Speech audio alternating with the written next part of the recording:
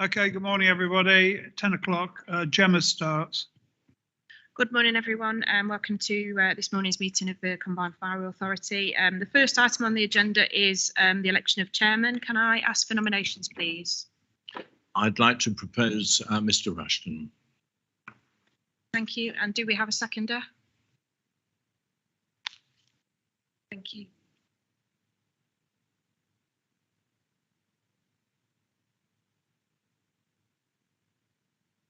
No, this is for chairman. You need a seconder. Yeah, Mr. Brace seconded. Thank you. So over to Mr. Rushton. Thank you, Ken. Thank you, Stuart. As you know, we've got some new members here. So before we start, the chief says any new members, if you want to be briefed. So we've got, see you, Mr. Gamble, a couple of new members from the city. I'm showing we've lost Elaine, but Peter tells me she's chairing a scrutiny committee. So if we can record in the minute, thanks to Elaine for her support for the last couple of 3 years. She was very nice indeed. And I said to Peter, sort of sorry to lose her, but there you go, we've got new people. So contact Callum for briefings. Contact Callum if you want to go around any particular station. Now to normal stuff. This is the annual meeting, as you know, of the Combined Authority.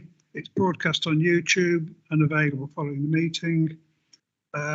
Microphones on and off as usual. Some people are joining remotely, and ensure your phones are switched to silent. Okay, so election of vice chairman. Peter tells me that Councillor Ray Battier, so I'll move Councillor Battier. And you're seconding, Betty?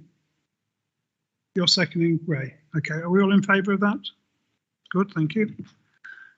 Apologies for absence. We've got one from Joe and unfortunately one from Ray Battier, so I'll record those.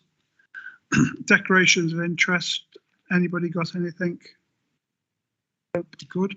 Urgent items, none.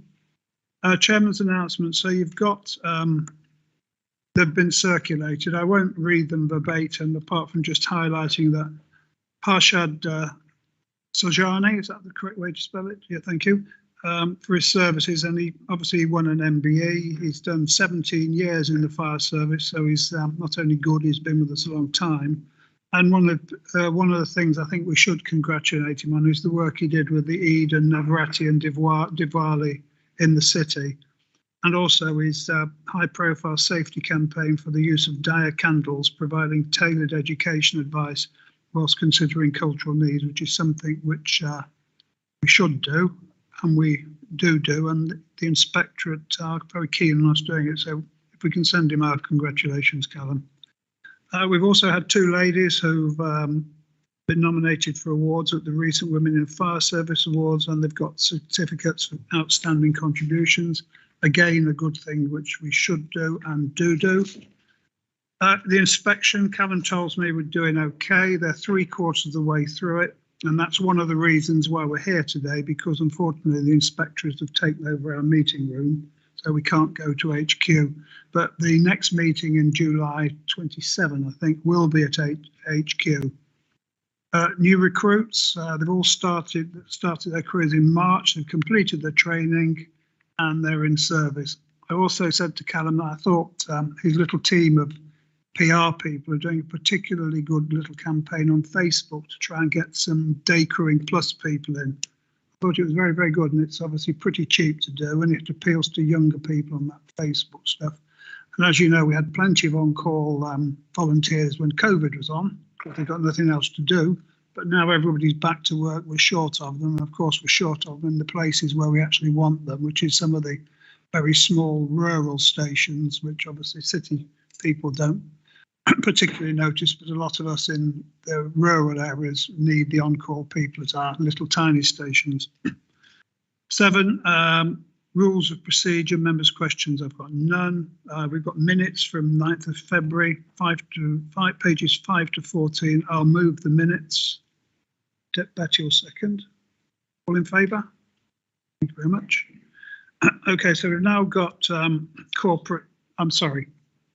So yeah, I just wanted to add the city's congratulations to the people that have received awards in the MBE, and I have worked with some of them at community events, and they do an excellent job engaging with the different communities of the city and promoting fire safety and getting people to take up the offer of support that we can give in regards to fire safety at home and in business. Thank you very much for that. So, as you know, we try to run the fire authority here to the best of our ability for the people of Leicester, Leicestershire and Rutland. So thanks from the city is welcome. And Ken would almost certainly say the same from Rutland, wouldn't you, Ken? Okay, so we've just dished out some nameplates for the new people who haven't got one. So we've done minutes, corporate governance. Can you do that? Yes, I'd like to propose, Chair, the acceptance of those minutes for the meeting held on the 9th of March. And Betty's Vice Chairman, she'll second. Any questions for Ken or Betty? All in favour?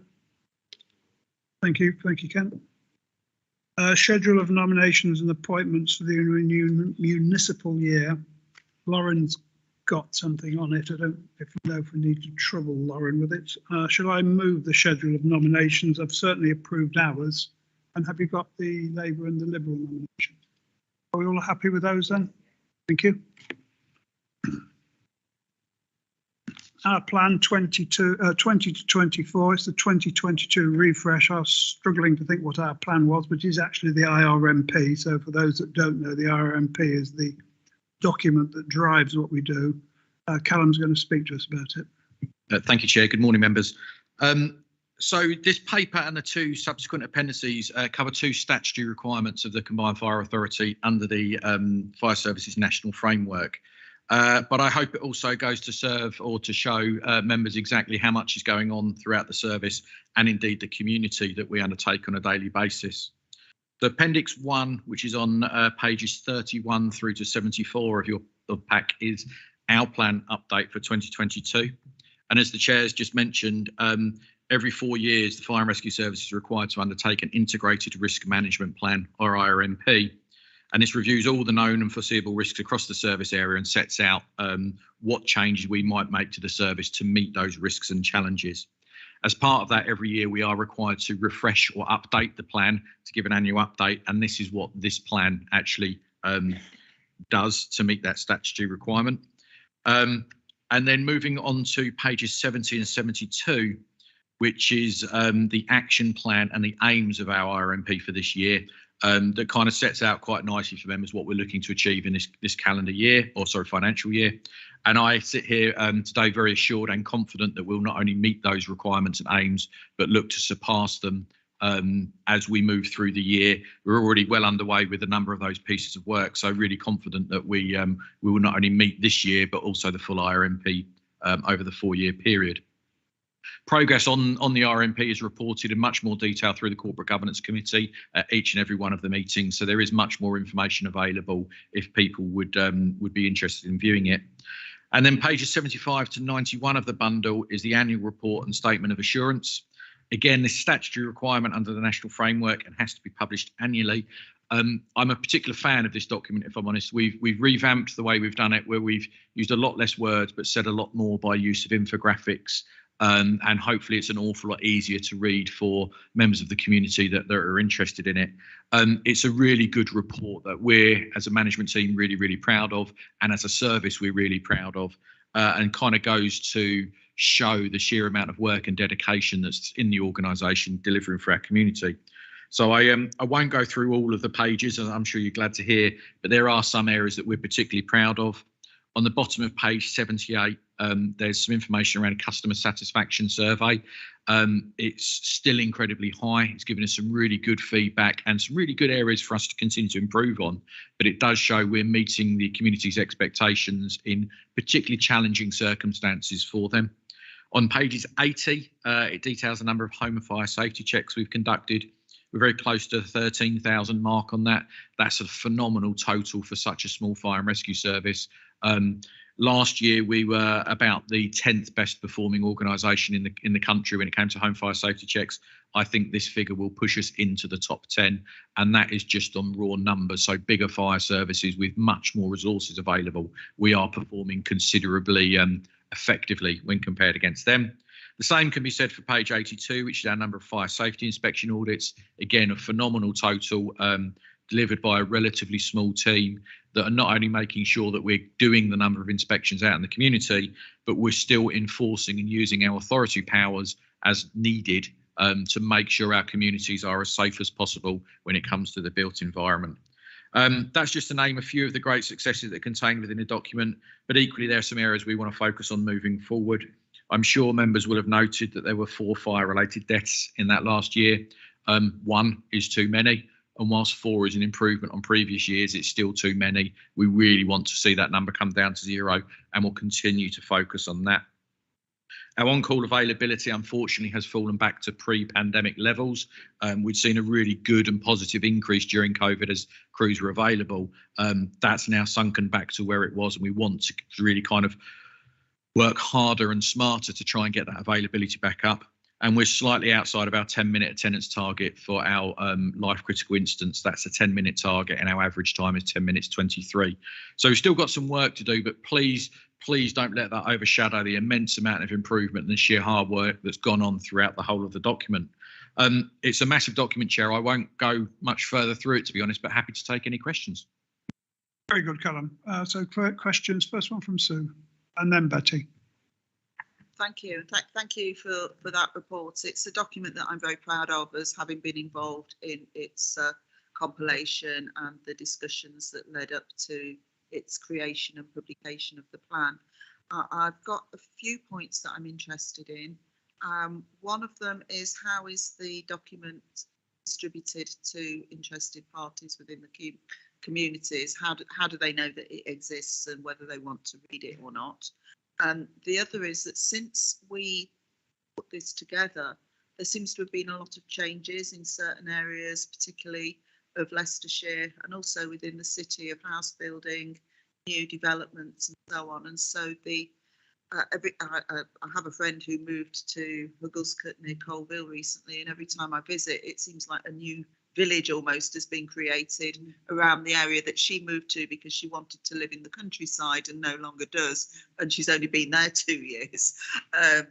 How are we responding to the needs of those new communities, because it's changed the balance of where population is actually sited, and also the kind of premises that people are living and working in because of new developments within building? So those are my questions. Yeah, the Hugglescut one's interesting because there is the mill down there is massive. It's in the northwest where I'm from, so there's thousands going in there. But the station's only just down the road, isn't it? From there. Thank you, Councillor Barton. If I start with the first one around how's the information shared, it will be published on our service internet, so it's publicly available via the websites, and it will also be advertised through our social media platforms. That's the right word for them now, isn't it? Social media platforms, and any traditional media that we put out will also contain links through to the documents. I have to say we're not planning on doing a data post shoot or anything like that, simply because the amount of effort and money put in for very little perceived response from our point of view. But we are open to other ideas of where we could advertise this, because, as you say, it's a great news story, and we're hopeful to engage with the community more and more as we move forward. And the next paper will talk a little bit more about that. With regards to the changing risk or the increase in size in the county, there's actually risks and opportunities here. So for every new house we get that's occupied, obviously that does generate a slightly more income through the council tax precept, which is a positive thing for all of the community. But equally, new residential buildings doesn't necessarily equate to new risks. So, for example, all new builds are built with hardwired smoke detectors. That's a fantastic opportunity for us, which doesn't necessarily translate into more houses equaling more calls. Our call profile is actually slightly down rather than up, and that's despite the increased number of residential buildings and indeed increased number of road movements on our infrastructure. I think the real opportunity it does bring for us for certain areas is we may well in the future be able to recruit from those areas a little bit better, and hopefully the diversity will increase at the same time. And equally, with any of the significant larger development areas, there's something called Section 106 money, which actually makes some funding available to emergency services and other services, which my colleague Mr. Bowden's working on as we're looking at the learning and development side of, is there Section 106 money we can hook into? So yes, the risk is changing. We continually monitor through the Corporate Governance Committee the operational movements that we are undertaking. That's not increasing. That's a good news story for us. I think as our population increases and our calls either plateau or slightly go down, that's good and testament to the work we're doing in prevention and protection. But we continually keep a weathered eye on that of where we're going and what we're doing. And if we need new stations or if we need new different resources, we're looking at that. And indeed, in the last IRMP, one of the objectives was enabling us to move our fire engines more flexibly to make sure we're meeting the risks. And there's some really good examples of where we've done that in Colville, Hinckley and Bilston, to move the right appliances for the crewing that's available to get the best possible response. So yes, there's some challenges there for us, but equally there's some really good opportunities of where we can actually improve the service that we offer. Hopefully that answers your question, Councillor.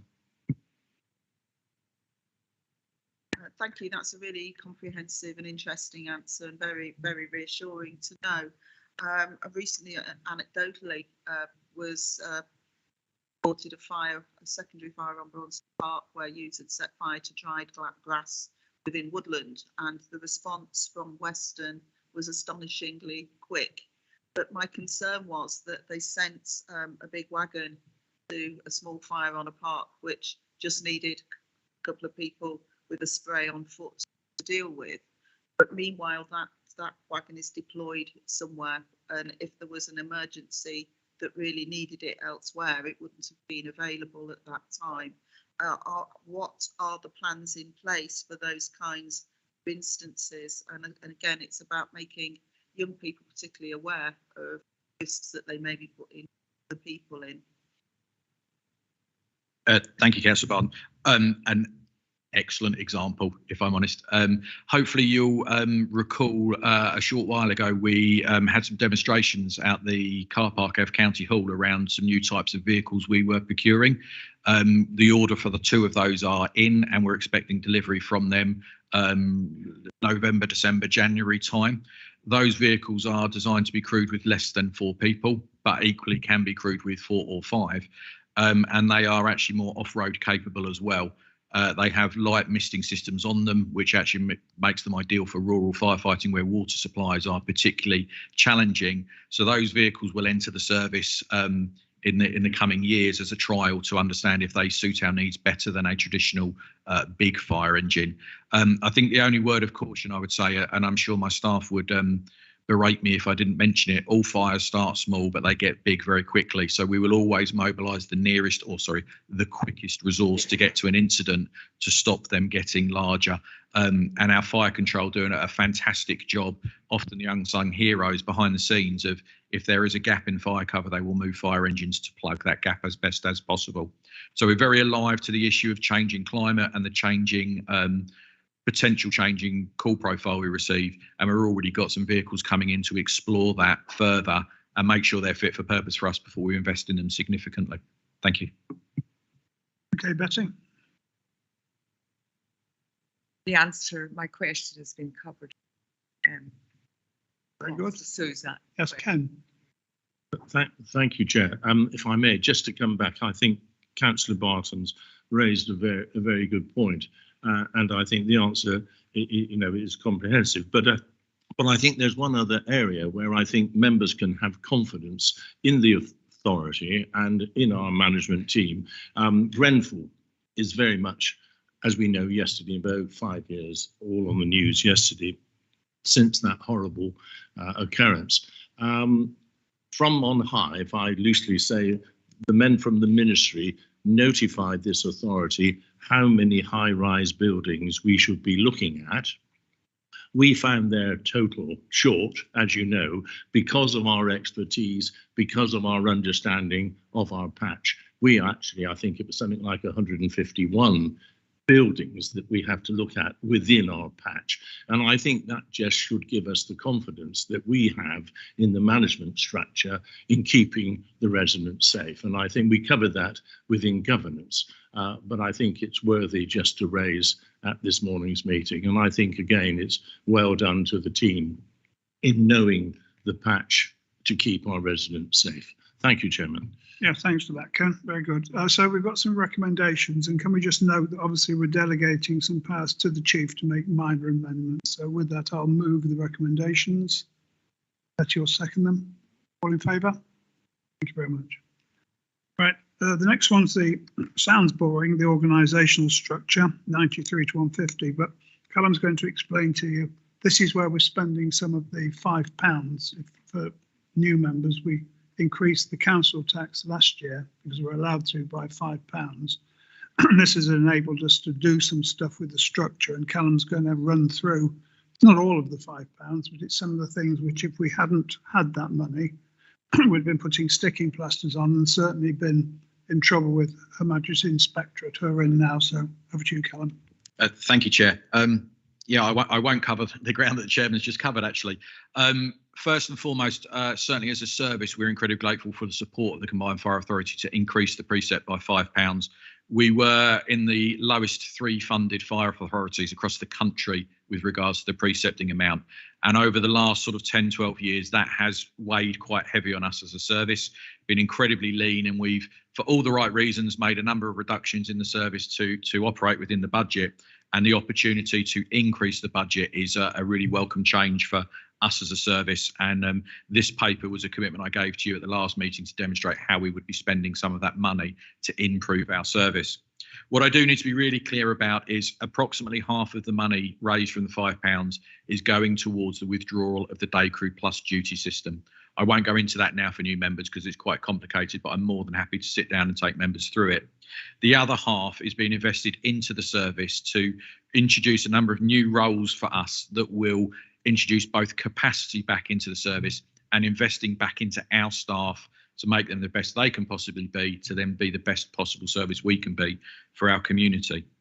So the table on page 96 of your bundle, table 1, it's actually on page 96 and 97 and 98, shows the new roles we'll be looking to introduce into the organisation.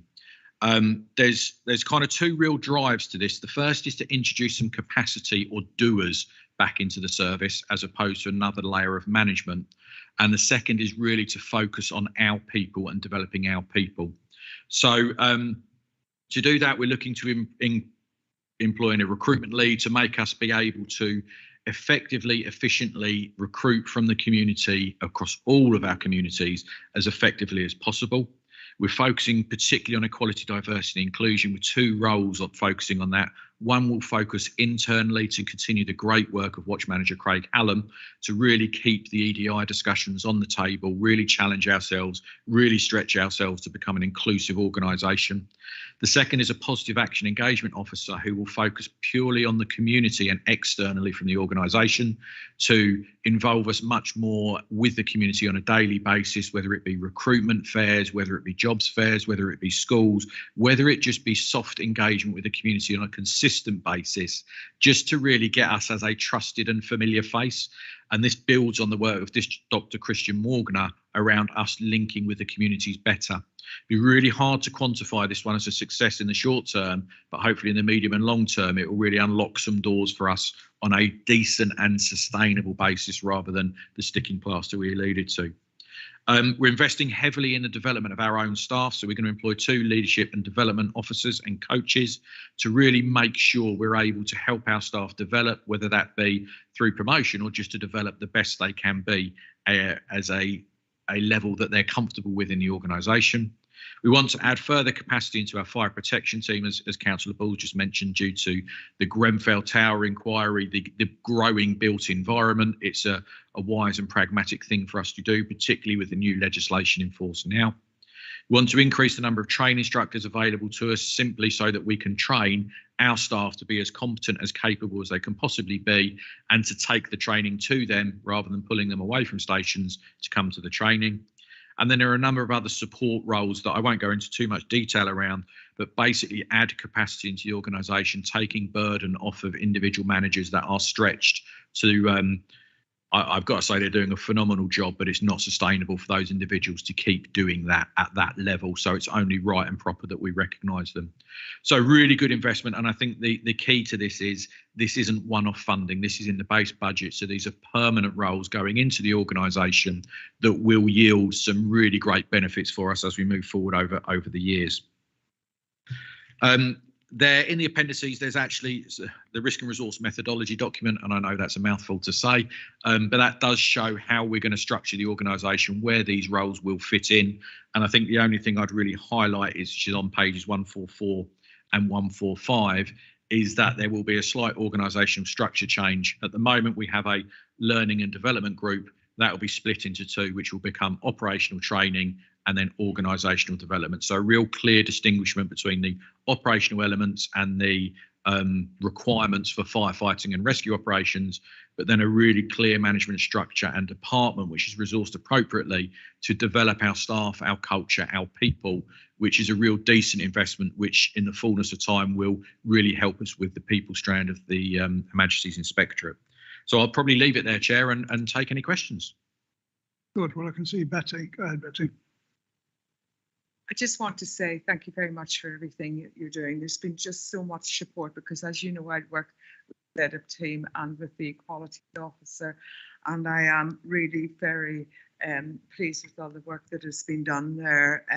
I think some congratulations perhaps to the officers, because I think they go the extra mile. I mean, I see Paul in the meetings as well. He's always very good about turning up and coming into the meetings and ensuring everything is as it should be. And I just wanted to say the work that's being done and trying to connect with diverse communities, it's an ongoing commitment, but the enthusiasm for the work is there, and I'd like to commend you on all that. Thank you. That's very good, Betty, because as you know, when Peter and I first came here, that's one thing we told 2 or 3 chiefs ago, as it happens, that we want to make progress on. I think we have made meaningful progress. Any other questions for Callum? Oh, good. So we've got some recommendations. They're on your papers. I'll move them. And Stuart. Okay, next one, service. Oh, Callum, sorry. Sorry, could I just add, not necessarily to this paper, but there'll be a paper coming to the next CFA meeting around the changes in establishment numbers for this as well, because that is within the Constitution, and change in establishment numbers has to come to CFA. So there'll be a follow-on paper to this, just almost clarifying the numbers and allocations of those staff. But just so you're aware, thank you, Chair. Is that the one Ross asked you about earlier on? Is that a different one? That'll be a different one, but that will be on the agenda as well. Okay, there's one. So that'll come to the July meeting when I'm not here. And there's another one that he's going to bring, which Ross asked for. All right, so if we go to service delivery update, again, that's you, Callum. Thank you, Chair. The annual report's actually covered quite a lot of the information contained within this service delivery update, because they cover the same period. So I won't go over that. But I think this paper is really useful and hopefully gives a degree of assurance to the members that not only are we looking at the corporate and the organisational development, we still continue to put fires out, and we still continue to rescue people and help our community in the operational arena and the prevention and protection arena. So it's a relatively short paper, but it gives an update of the activity we've been undertaking during the period. I probably won't speak too much more, Chair, and just leave it to any questions if there are. Yes, let's see if we've got any. I think because you've done so much earlier on, it's good to note that it shows the increase in prevention and protection, and that forms part of the recommendations. Well, I'll move the recommendations. Betty? Ken, thank you. All in favour? Very much. Okay, we've now got Colin's moment in the sun. He's promised to keep it briefer than previously, but Colin, can you update us? Okay, thank you, Chair. Yes, this report provides a brief update on the firefighter pension scheme age discrimination remedy, and I will keep the update brief. I'll assume that members have had a chance to read what is itself a fairly brief report. So the CFA and the local pension board have received detailed reports on this matter previously. But essentially, things haven't really moved forward since the last set of reports. The legal position remains uncertain, and fire and rescue authorities have really been left to make their own risk assessments and their own decisions until further legislation is enacted, which is expected to be later in 2023. But I would draw the CFA's particular attention to paragraph 12 of the report, which is that a local firefighter is named as a test claimant in a new national injury to feelings claim. This is essentially due to the possible personal impact of the uncertainty over recent years on individual firefighters not quite knowing what's happening with their pension entitlement, sort of when they might be able to retire, what pension benefits they might receive and under which schemes. So that one has only started in the process recently, and obviously we are keeping an eye on it, and we are making some observations as to the detail. I will, as you would expect, provide more detailed updates to the local pension board. That I think has now been rescheduled for the middle of July. I'm also obviously happy to brief new members of the CFA if they would like me to bring them up to speed on what actually is quite a complex area. Thank you, Chair. Yes, and just to reinforce that, it is a complex area for new members. If you do want to go along and have Colin can talk to you for hours about it if you want, but it's a difficult thing we're dealing with, and we're trying to get through it without having to go to court, really. There you go. So I think I have no other speaker, so I'll just move the recommendations, which are move the updates, etc. Second. Thank you, Betty. All in favour? Thank you. CFA member code of conduct. This has been somewhere, hasn't it, Ken? Has it been to you? You do this. Yes, Chairman. Thank you. This was taken at governance. I think I have to immediately compliment the work of our monitoring officer on this particular paper. It was really setting out very much of what is already in place, but perhaps a little more clearly in certain areas. And I think generally our monitoring officer was looking, because I think we would all agree a code of conduct for members, it's the same, should be the same in Scotland as it is in Cornwall. So I think we've taken a rather broader look at that. There have been some minor elements of bringing it into line, but basically I think the report is fairly clear, and I would like to propose recommendation. Our monitoring officer may just like to add a few words, yes or no. Thank you, Chairman. Thank you, Chairman. Thank you, Councillor Ball. Yes, simply to add that members from the County Council have received training in relation to the model code. That's available to all members, or if members prefer, we can set up a separate training session guided by you. But essentially, as Councillor Ball's outlined, the code is adopting best practice CFA, and that's why I certainly commend it to the Sue. The city councillors have their own code of conduct as well, which I assume that we're all governed by our own authorities' codes of conduct, because we're acting as councillors whilst we are here. And as Councillor Ball said, we are working updating that code of conduct. And it's worth noting that the codes of conduct we already have are much stronger than the LGA recommendations, because they seem to be working from one that didn't exist before, whereas we already have those things in place. So I've been quite surprised that the LGA hasn't done this before. It's a bit tardy, as we've already had codes of conduct which govern people's behaviour and from the note. But we will, once we adopt any changes in the city to the code of conduct based on changing social climate and so on, and technology, then we will be delivering training as well to city members, but we're waiting until we've adopted any changes. Lauren, did you want to comment? Yes, I think this is a good point in relation to the LGA. It's taken a very long time to get it to this point. From the county and CFA perspective, this code enhances the old code. I wouldn't say it necessarily strengthens it. Very strong code in place before. But I think the enhancement comes in the form of consistency, background and training material available, and guidance. Didn't have the benefit of.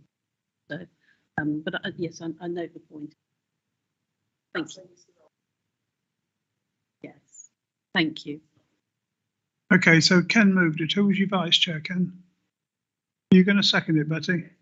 Okay, then yet again, there's some more training available for us, for those that haven't had enough training this year. All in favour? Thank you very much. So the last part of the public session is a schedule of meetings, 191 to 192. I'll move them. Second them, someone? Betty will second them. They are what they are, so all in favour?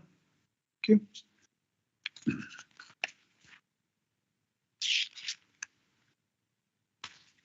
Urgent updates, we don't have any. Date of next meeting, obviously it's 27th July, we'll be at Fire HQ. I won't be here, so can you tell Councillor Battier he'll have to chair?